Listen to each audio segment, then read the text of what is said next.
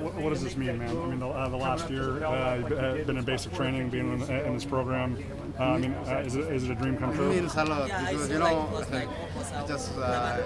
I've been training almost like 6 months right now. I am not in my shape like last year, but I believed in myself. I believed in my coaches. I believed in my leadership in the army. So I came today and gave it everything. Yeah, so that's why I was able to make the team, and I'm happy to represent the Army and the U.S. in the Olympics.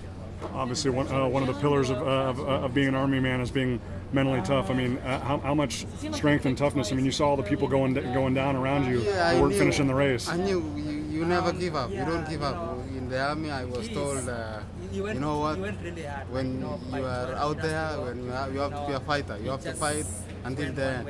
So when I saw those guys, I think I was in like 4th place. I told myself, you know what, keep fighting, go for it.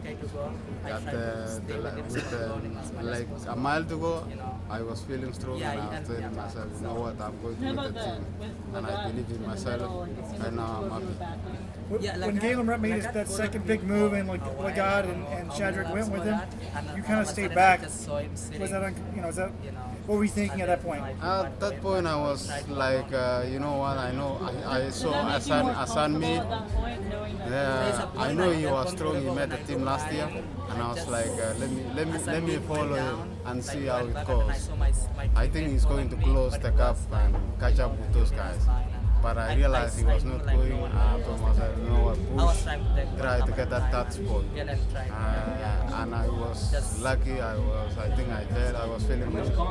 And I told myself, you know what, I'm going to get that place. And I'm so happy right now. When you ran that time at Stanford, did this make this goal and this dream more real, running that time so early? Yeah, I used it to tune up, that was I think that was my first race since after like 5 months. So when I was able to just to run under 28 minutes, it gave me a lot of confidence, and I was able to go back to train and say, I know what, I'm going to make the team. So happy. Does Dan Brown talk to you about being in the Olympics and what it's like? Yeah, he has been telling us like almost every day, telling us, you know what, on July 1st, you guys are going to make that team. So I was so happy. I had like my teammates, Shadrack and Paul Chelimo. They have been training for a long time, so they helped me. They pushing me. So I was so happy because I knew that with the training with these guys, it's going to help me to make me strong. Leonard, does it mean more when you get to share it with someone like Shadrack? Yeah, it means a lot because he met the team last year. I've been seeing how he has been improving.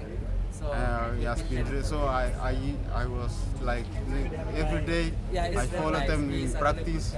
When we have workouts, they push. I try to hang in there, and it's making me stronger. So I'm very sure in the future I'll be up there with those guys. Are they a little bit ahead of you in practice? Yeah, they always kick my ass every day. But I usually tell myself, this pain is going to make me strong. So every time they make the pace very hard, I try to hang in there, and I see I'm getting stronger in running. But you knew all of that was all about a moment like today, right? Yeah, I knew. Today, I told myself, you know what, go hang in there. The race is going to be like the last mile. And I saw with the last mile I was feeling so good, and I said to myself, you know what, you are going to make the team. I was so happy.